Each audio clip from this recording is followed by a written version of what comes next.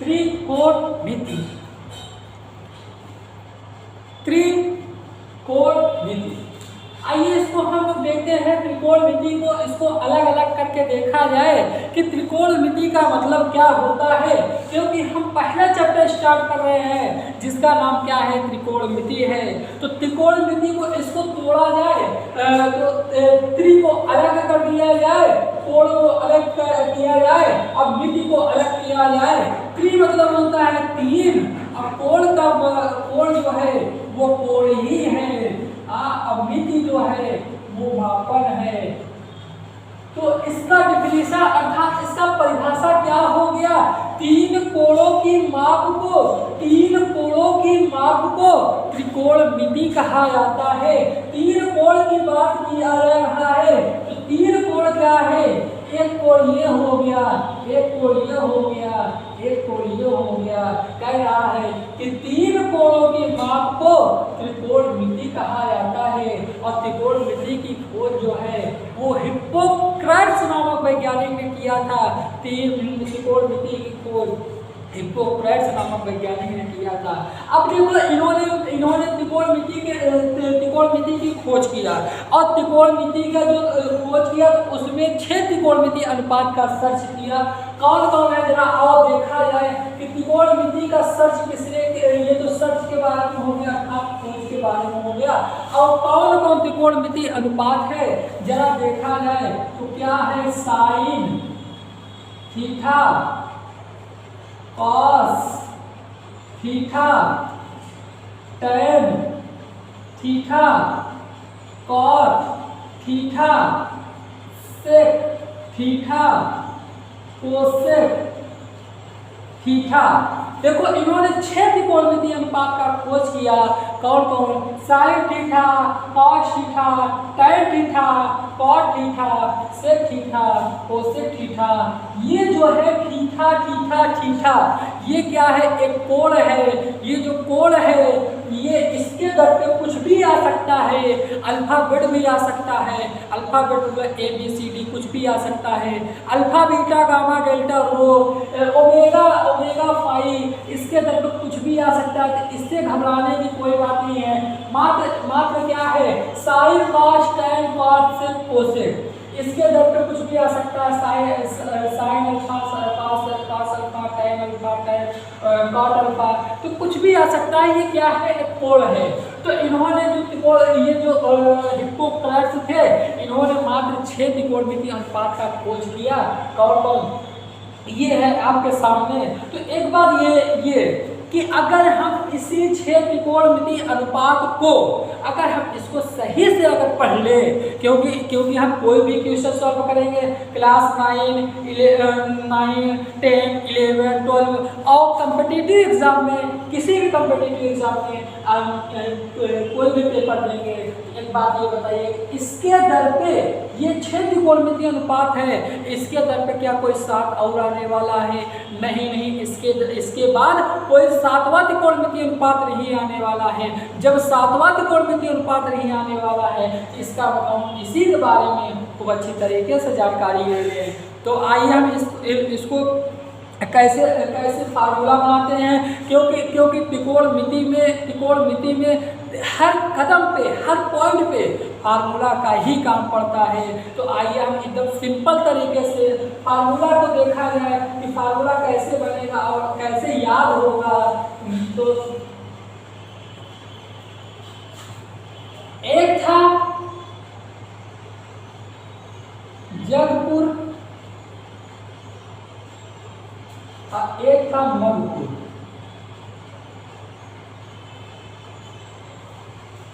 ये था जगपुर, ये था मगपुर। अब दोनों के बीच में एक नदी बह रही थी। क्या बह रही थी? नदी थी, एक नदी बह रही थी।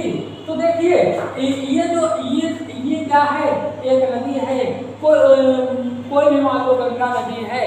तो ये जो नदी है, तो ये एक तरफ इसके बाएं साइड में जगपुर था तथा दाएं साइड पे क्या था? मगपुर। अब देखो यहाँ पे जो है, यहाँ पे 3 रहते थे, sign theta, cos theta, tan थीठा। इधर जो था वो cot, theta, sec, theta, cosec, थीठा। देखो इधर जो थे ये जगपुर में जो था वो 3 था, sine theta, cos theta, tan theta, cot theta, sec theta, cosec theta. ये जो हम बता रहे हैं ये जगपुर मगपुर, ये हम सिर्फ एक याद करने का तरीका बता रहे हैं। बुक में आपको ये नहीं मिलेगा कि आप परेशान हो जाए, सबसे पहले बुक ही खोलना स्टार्ट कर दें कि सर आपने जगपुर मगपुर के नाम बताया था लेकिन इसमें जगपुर मगपुर दिख ही नहीं रहा है। तो ऐसे घबराने की कोई बात नहीं है, ये हम आपको समझाने का तरीका बता रहे हैं, ये याद करने का तरीका। क्योंकि त्रिकोणमिति में इतना ज़्यादा फार्मूला है, इतना ज़्यादा फार्मूला है कि हर कदम पर फार्मूला मिलेगा, कि इसलिए इसको याद करने का सिर्फ तरीका बता रहे हैं। तो ये हो गया जगपुर। अब देखो ये जो नदी है यहाँ पे पानी फ्लो हो रहा है, जो वाटर फ्लो हो रहा था। एक बात ये कि इस पे कोई पुल नहीं था, कोई ब्रिज नहीं था। ये जो नदी थे इस पे कोई ब्रिज नहीं था, तो इसलिए ना तो कभी जगपुर वाले मगपुर गए हैं और ना तो मगपुर वाले कभी जगपुर गए हैं। ये ना तो उनका कभी चेहरा देखे न ये कभी इनका चेहरा देखे। कुछ पल के लिए मान लो कि ये दोनों के बीच में क्या है, एक नदी है। मानने की कुछ भी मान सकते हो, माना मोहन की एज x वर्ष, क्या x वर्ष होता है? नहीं, हमने मान लिया। तो यहाँ पे ये मान लिया। तो अब एक बात ये बता, यहाँ पे कोई ब्रिज नहीं था, और जब ब्रिज नहीं था तो एक गवर्नमेंट का चुनाव होता है और नेताजी आते हैं कहाँ, जगपुर में। जगपुर वाले से कहते हैं कि ए जगपुर वाले भैया हमको वोट दीजिए, आप जो कहेंगे, आप जैसा कहेंगे वैसा हम करने के लिए तैयार हैं। तो जगपुर वाले ने कहा देखो 5 साल के बाद एक ही बार तो नेता लोग दिखाई देते हैं, ऐसा करिए नेताजी, आप जो है आप इस जो नदी है ये नदी पे एक ब्रिज बनवा दीजिए। तो नेताजी ने कहा हाँ भैया हम बनवा देंगे, हम तुरंत पास कर रहे हैं, लेकिन आप जो है आप हमको वोट दीजिए। तो इन्होंने कहा ठीक है हम आपको देंगे। तो उसके बाद जब यहाँ पे वोट मांग के गए तो नेताजी पहुँचे कहा मगपुर में। तो मगपुर वाले के सामने गए, कहे मगपुर वाले भैया हमको अपना वोट दे दीजिए, अपना कीमती वोट दे दीजिए। तो मगपुर वाले भैया ने ये जो तीन भैया थे, इन्होंने भैया ने कहा कि देखो भैया देखिए नेताजी, आप जो हैं आप 5 साल के अंदर एक ही बार आएंगे, तो ऐसा करिए कि एक ब्रिज हमारा काम करा दीजिए कि यहाँ पे एक ब्रिज बन जाए। क्योंकि हम तो न इस पार गए हैं ना तो उस पार वाले इस पार आए हैं। तो नेताजी ने कहा ठीक है भैया हम ब्रिज का निर्माण करा देते हैं। तो नेताजी ने यहाँ पे तुरंत क्या कराया, एक वो हो जाता है, ब्रिज का निर्माण कराते हैं। तो जब ब्रिज का निर्माण कराते हैं तो एक बात ये है कि अब जब ये भी इधर वाले जगपुर वाले सुने कि हम यहाँ पे ब्रिज का निर्माण हो रहा है, मगपुर वाले भी सुने कि भैया ब्रिज का निर्माण हो रहा है। तो अब जब ब्रिज का निर्माण हो रहा है तो ऑटोमेटिक सबके दिल में क्या होगा, ऑटोमेटिक ये होगा कि चले देख ले। क्यों? क्योंकि अगर एक एग्जाम्पल मान के चलो, एक एग्जाम्पल, अगर तुम बाइक से जा रहे हो और कम से कम 90-80 की स्पीड में जा रहे हो, तो अगर कहीं पे भीड़ लगी हो, जब कहीं पे भीड़ लगी हो तो ऑटोमेटिक दिल के अंदर ये होता है कि रुक के देख ले, मन कहेगा चलो, लेकिन ऑटोमेटिक ब्रेक लगती चली जाएगी। जब लगती चली जाएगी, क्योंकि ये दिल तुम्हारा अंदर ही अंदर नहीं मानेगा कि हम इसको देख के तभी चलेंगे। तो अब जब यहाँ काम चालू हो गया, जब यहाँ पे काम चालू हो गया तो इधर से चला घूमने के लिए कि अब हम चले देख ले, और इधर से चला कौन, तो देखो दोनों तरफ इधर से चलते हैं साइन और इधर से चलते हैं कौन भैया, कोशिक भैया चलते हैं और आए यहाँ पे दोनों आए तो बताया, साहिब ने बताया कि हम कहाँ से आए हैं, हम जगपुर से आए हैं। और इन्होंने बताया कि भैया हम मधुपुर से आए हैं। और ये जो है यहाँ पे मुलाकात करें तो इतना ज़्यादा दोस्ती हो गई, इतना ज़्यादा दोस्ती हो गई, कहें कि भैया मरेंगे साथ में तो जिएंगे साथ में। ये दोनों दोस्ती करने के बाद कहें भैया अगर मरेंगे साथ में तो जिएंगे साथ में। कैसे मरेंगे या कैसे जिएंगे? तो साहिब ने कहा, कोशेक ने कहा कि साहिब भैया देखो फार्मूला बन रहा है। तो साहिब ने, कोशेक ने कहा कि साहिब भैया अगर कहीं मेरी जरूरत पड़ जाए तो तुम हमको क्या कर देना, हमको इनवर्स के रूप में लिख देना, अर्थात हमको उल्टा नीचे लिख देना, क्योंकि हम तुम्हारे बराबर बैठने के लायक नहीं हो। तुम मेरे दोस्त तो जरूर हो, लेकिन हम तुमसे नीचे ही रहना चाहते हैं। तो नीचे कौन रहेगा? ये कोशेक भैया रहेंगे। तो कोशेक, अच्छा अगर तुम्हारा कोई दोस्त तुम्हारे लिए हर चीज के लिए तैयार है तो एक बात ये बताओ, क्या तुम्हारा फर्ज नहीं बनता? तुम्हारा भी फर्ज बनता है कि हम भी उस दोस्त के लिए सब कुछ लेके तैयार रहें कि हाँ भैया अगर तुम्हारा भी जरूरत पड़ेगी तो हमको आधी रात को याद कर लेना। तो ये भी साहिब ने भी कहा कि भैया कोशेक अगर कभी मेरी जरूरत पड़ेगी तो हमको एक बार जरूर से याद कर लेना। तो कैसे याद कर लेना कि अगर तुम ये चीज कह रहे हो कि हमको नीचे लिखना, हमको नीचे मतलब हमको तुम अपने बराबर मत लिखना, तो तुम भी क्या करना, कभी मेरी जरूरत पड़ेगी तो हमको भी नीचे लिख देना, हमको अपने बराबर मत लिख देना। तो क्या हो जाएगा? कोशेक थीटा बराबर क्या हो जाएगा? 1/sin theta. ये हो गया पहला फार्मूला। दूसरा फार्मूला देखो, आसानी से ये कहानी को अगर सुन लोगे तो ऑटोमेटिक क्या हो जाएगा, फार्मूला याद हो जाएगा। अब ये दोस्ती करने के बाद वापस हो गए, तो जब वापस हो गए तो अब इनके दिल में ये इनकी तो दोनों लोग की दोस्ती कंप्लीट हो गई। अब उसके बाद इधर से चलते हैं भैया कॉस, इधर से चलते हैं कौन, इधर से चलते हैं कॉस, इधर से चलते हैं सेक। आते हैं यहाँ पे आके एक मुलाकात करते हैं। जब यहाँ पे मुलाकात करें तो बताए हम जगपुर से आए हैं, इन्होंने बताया मधुपुर से आए हैं। और जब दोनों में क्या हो गई, एक दोस्ती हो गई, कहा मरेंगे साथ में तो जिएंगे साथ में, ऐ सनम तेरे लिए। तो ये जो है दोनों में क्या हो गई, दोस्ती हो गई। तो सनम एक दूसरे के बगैर रह नहीं पा रहे हैं, इतना ज़्यादा गहरी दोस्ती हो गई। तो सनम जब एक दूसरे के पीछे रह नहीं पा रहे हैं तो कैसे नहीं रह पा रहे हैं? कहें कि दोस्ती तो हो गई, लेकिन कभी मेरी जरूरत पड़ेगी तो हमको क्या कर देना, हमको उल्टा लिख देना। तो तीसरा फार्मूला क्या बनेगा, cos थीटा बराबर क्या हो जाएगा, 1/sec थीटा हो जाएगा। cos थीटा बराबर 1/sec थीटा हो जाएगा।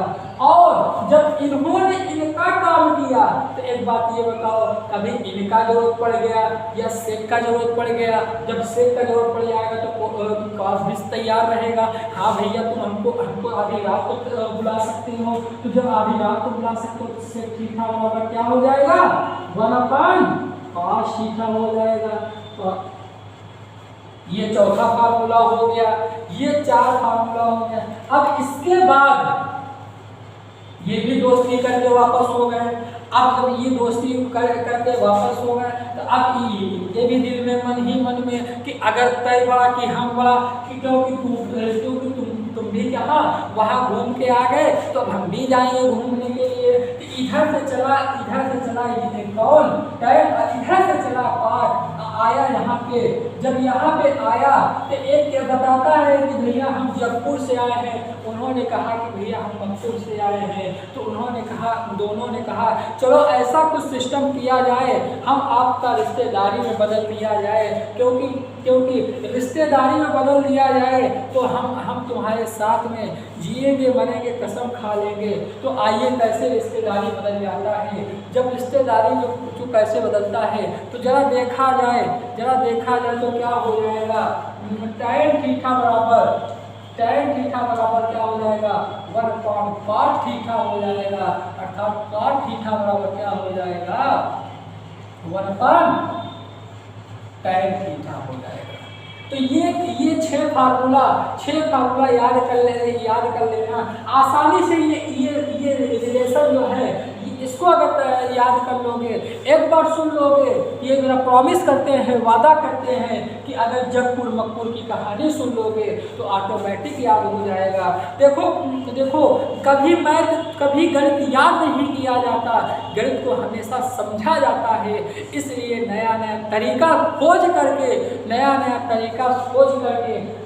तो याद किया, वो उसको अपने मन में बैठाया जाता है। तो याद रखना, कभी याद करने के चक्कर पड़ोगे तो हमेशा भटकते रहोगे। इसलिए याद मत करना, अपने माइंड में सेटल कर लेना। जब माइंड में सेटल कर लोगे क्या हो जाएगा, ऑटोमेटिक याद हो जाएगा। तो ये हो गया कौन रिलेशन वाला, साइन थीटा बराबर 1/cos कोसेक थीटा बराबर 1/sin थीटा, और cos थीटा बराबर 1/sec थीटा, और sec थीटा बराबर 1/cos थीटा, tan थीटा बराबर 1/cot थीटा, और cot थीटा बराबर 1/tan थीटा। तो अब ये तो हो गया रिश्तेदारी वाला। अब जरा इसके बाद एक बात ये भी देखा जाए कि जरा इसमें आगे देखा जाए कि अब आगे क्या हमको कैसे फार्मूला बनेगा। क्योंकि त्रिकोणमिति के अंदर जितना पढ़ोगे हर कदम पे फार्मूला ही फार्मूला है, हर कदम पे हर मोड़ पे यही फार्मूला मिलेगा। तो आइए जरा एक बात और देख लिया जाए, पाइथागोरस प्रमेय क्या होता है। पाइथागोरस प्रमेय क्या कहता है,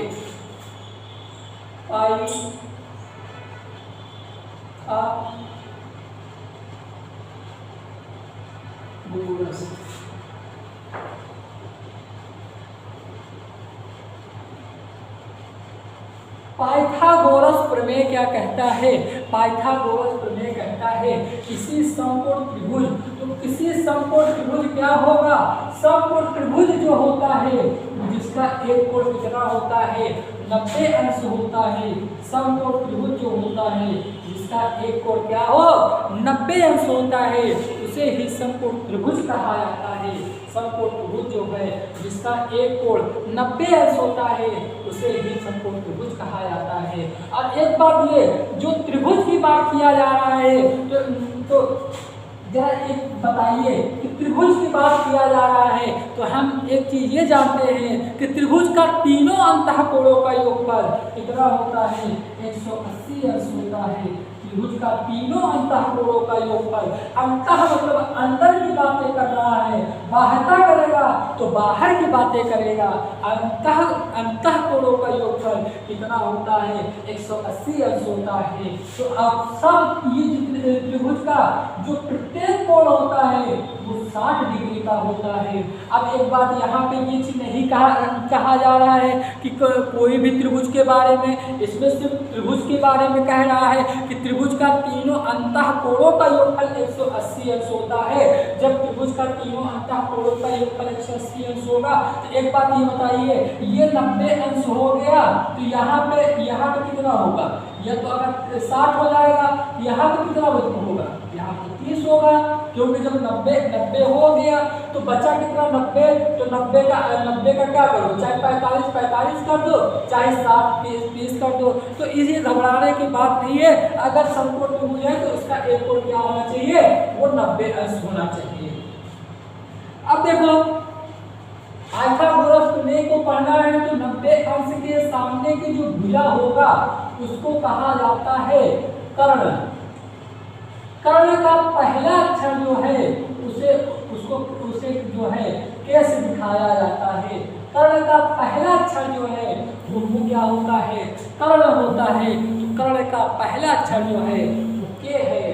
और अगर मान के चलो थीटा यहाँ पे बोल रहा है, वो क्वेश्चन जो है, प्रश्न जो है वो खुद ही कहेगा कि कोण ए बराबर या कोण बी बराबर या कोण सी बराबर, कुछ भी कहेगा।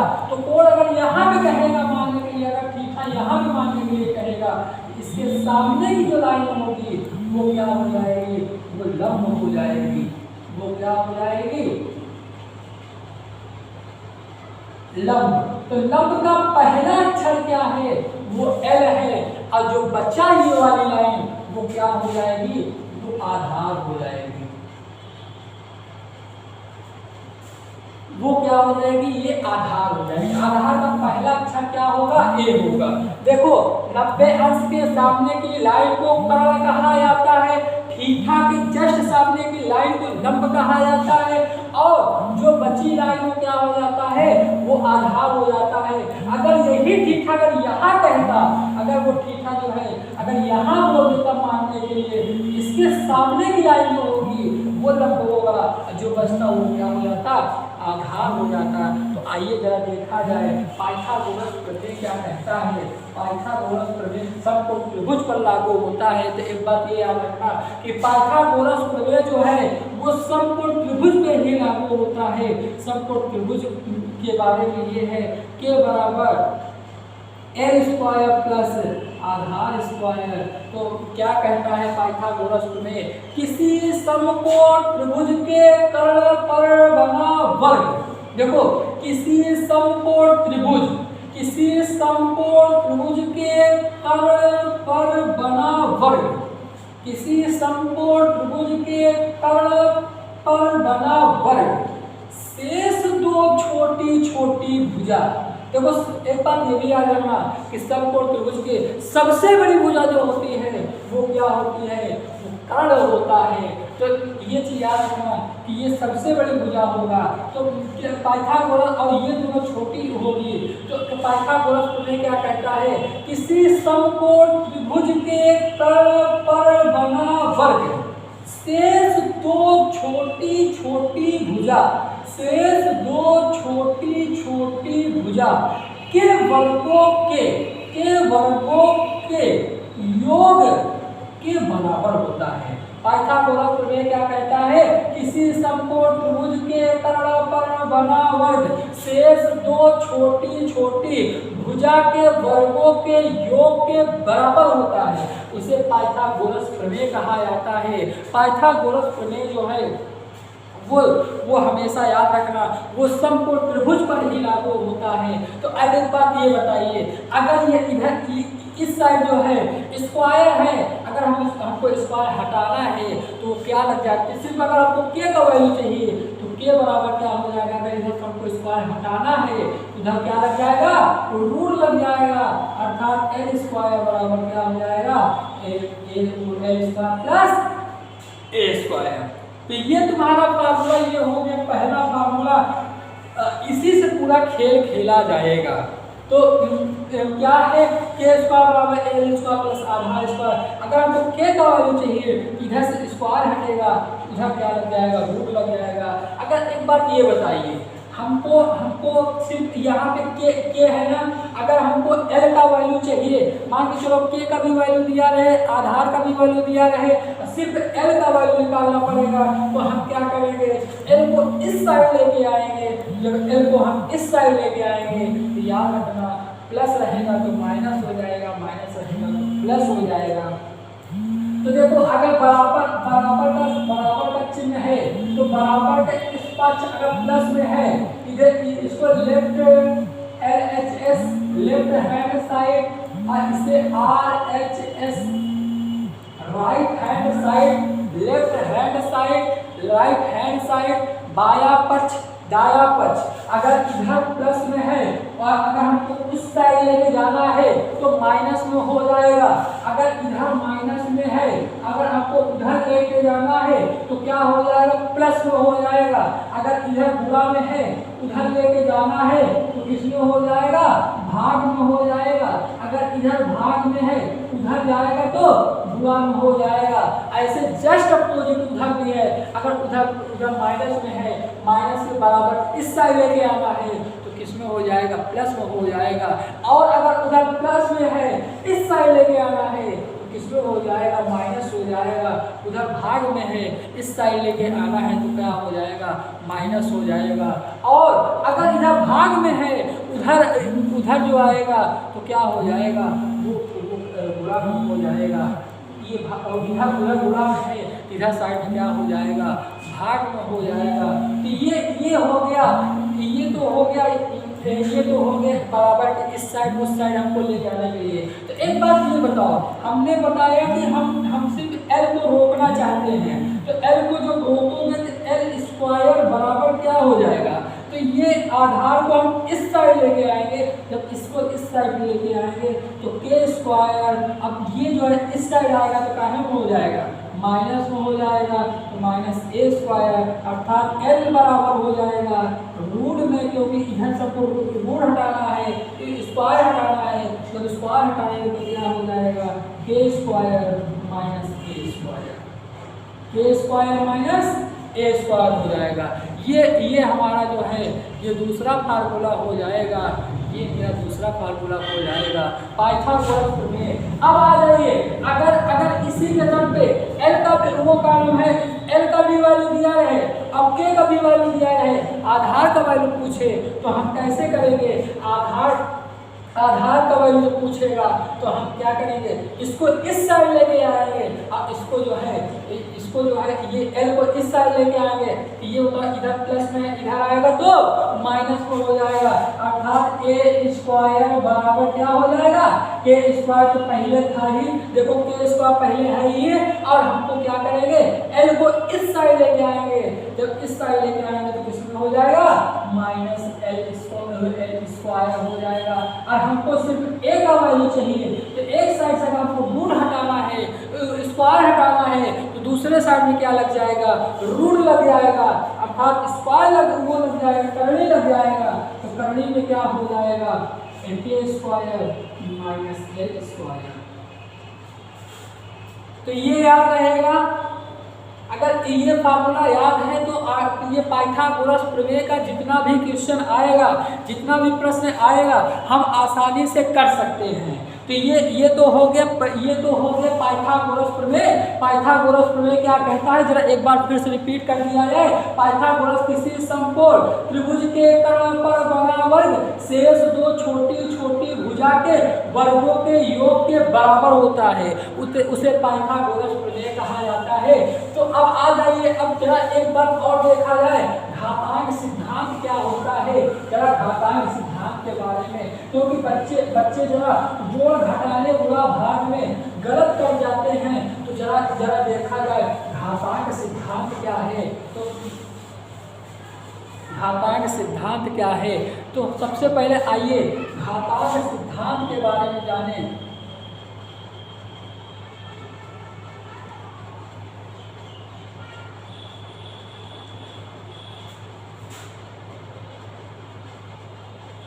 घातांक सिद्धांत क्या कहता है, घातांक सिद्धांत क्या कहता है, जोड़ या घटाने में ना तो घाते जुड़ती है ना तो घाते घटती है, गुणा में घाते जुड़ती है, भाग में घाते घटती है। यदि घात का भी घात हो तो उस घातों का आपस में गुणा कर दिया जाता है। तो एक बात आइए क्या कह रहा है, जोड़ या घटाने में जैसे x square plus 3x square है, तो क्या कह रहा है, कह रहा है जोड़ या घटाने में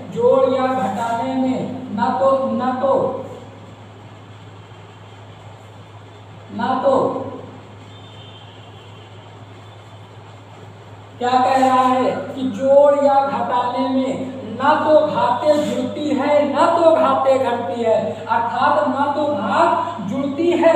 घात क्या होता है, घात जो अक्षर के ऊपर लगा होता है, जो अल्फाबेट के ऊपर लगा रहेगा उसी को कहा जाता है घात, उसी को कहा जाता है घात। जब अल्फाबेट के ऊपर अर्थात चर के ऊपर जो लगा रहता है उसी को कहा जाता है घात। घात क्या है, घात यहाँ पे दो है। तो एक बात हम ये जानते हैं कि जोड़ या घटाने में ना तो घाते जुड़ती है, जोड़ या घटाने में ना तो घाते जुड़ती है ना तो घाते घटती है, गुणा में घाते जुड़ती है। गुणा में जैसे x इंटू एक्स स्क्वायर रहेगा तो क्या हो जाएगा, यहाँ पे x इंटू एक्स क्यूब हो जाएगा, x क्यूब हो जाएगा, क्योंकि एक x यहाँ पे है और 2x यहाँ पे है। तो हमने क्या बताया, गुणा में घाते जुड़ती है अर्थात भाग में घाते घटती है, भाग में घाते घटती है। भाग जैसे x पावर 4 भागे x स्क्वायर, भाग का चिन्ह ऐसे ही होता है ना, बटे तो हम एक बात ये जानते हैं कि भाग में घाते घटती है। जब भाग में घाते घटती है तो क्या हो जाएगा, 2 1 का 2, 2 दूना 4 तो बराबर क्या हो जाएगा, x स्क्वायर हो जाएगा। तो हमने सीखा क्या, जोड़ या घटाने में ना तो घाते जुड़ती है ना तो घाते घटती है, गुणा में घाते जुड़ती है, भाग में घाते घटती है। यदि घात का भी घात हो, यदि घात का भी घात हो तो जरा घात का भी घात देख लिया जाए, जरा घात का भी घात देख लिया जाए, क्या होगा। यदि घात का भी घात हो, यदि घात का भी घात हो तो उस घात को आपस में गुणा करते हैं। यदि घात का भी घात हो तो क्या होगा, 2 × 2 बराबर क्या हो जाएगा, x पावर 4 हो जाएगा। यदि घात का भी घात हो तो घात ये हो गया का घात, घात का भी घात हो तो उस घात का आपस में गुणा करते हैं। यदि घात का मान 0 हो जाए, अर्थात घात का मान 0 हो जाए तो उसके दर पे कितना लिखा जाता है, 1 लिखा जाता है। उसके दर पे क्या माना जाएगा, 1 माना जाएगा। तो घातांक सिद्धांत क्या कहता है, घातांक सिद्धांत कहता है कि जोड़ या घटाने में ना तो घाते जुड़ती है ना तो घाते घटती है, गुणा में घाते जुड़ती है, भाग में घाते घटती है। यदि घात का भी घात हो तो उस घातों का आपस में गुणा करते हैं। यदि घात का मान 0 हो जाए तो उसके स्थान पर कितना लिखते हैं, 1 लिखते हैं। इसी को घातांक सिद्धांत कहा जाता है। अब मिलेंगे नेक्स्ट वीडियो में। Thank you, all the best.